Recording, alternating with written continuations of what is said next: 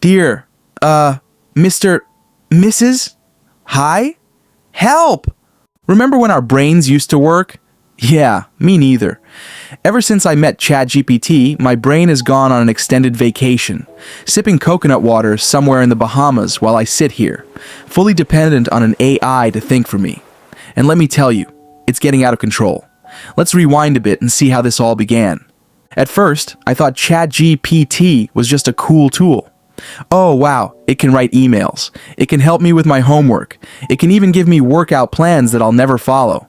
But then, it started creeping into everything. First, it was just for brainstorming ideas. Then, it was for writing whole essays. Then, it was for answering texts. Then, it was for life advice. Then, I started asking it what I should eat for dinner. You see where this is going?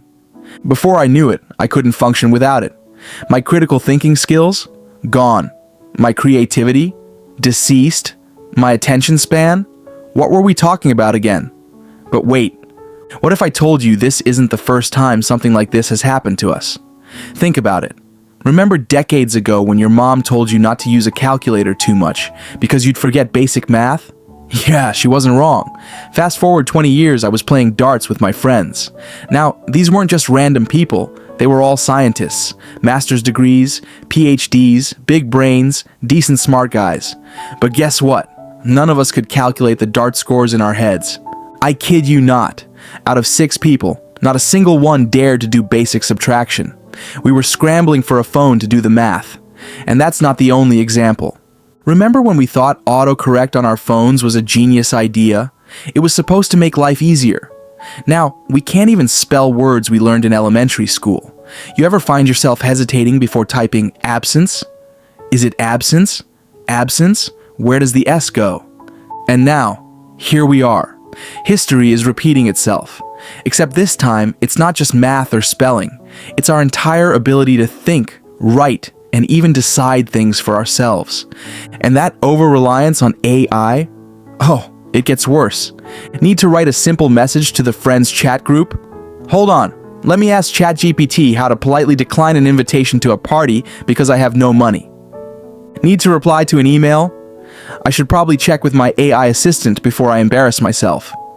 Need to make a decision? ChatGPT, what should I do with my life? It's not just me, right? Right? And don't even get me started on creativity. ChatGPT has become the creative genius of my life. I can't even think of a YouTube video idea without asking, "Hey ChatGPT, what's trending? Hey ChatGPT, make my script funny. Hey ChatGPT, write my wedding vows." Imagine telling your future spouse, "Babe, I poured my heart into these vows." Or rather, ChatGPT did, but you get the point. And let's not forget the misinformation problem. Because let me tell you, ChatGPT isn't always right. Oh no, sometimes it lies with confidence. It will give you completely made-up facts and say them so persuasively that you actually believe them. You ever argue with ChatGPT? I have. ChatGPT, are you sure the capital of Canada is Toronto? Yes. But it's actually Ottawa. Oh, my bad. Excuse me? You just confidently lied to me, and now it's just, oh, my bad. And what's worse is that I trust it way too much. I don't even fact check anymore. If ChatGPT says something, I'm like, yup, that must be true. And then I go out into the world confidently spreading fake knowledge like some kind of AI-powered conspiracy theorist. Now let's talk about the side effects of all this AI dependence, because trust me, they're real.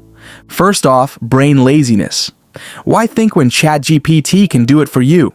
It's like having a super smart friend do your homework every day. At first, it's great. Then, one day, your teacher asks you a question, and you realize you know absolutely nothing. Then there's our attention span, or what's left of it. Ever notice how hard it is to read an article without skimming? You start reading, and 2 seconds later, you're watching cat videos.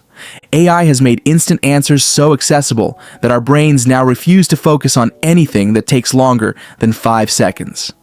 And let's talk about creativity, or the lack of it.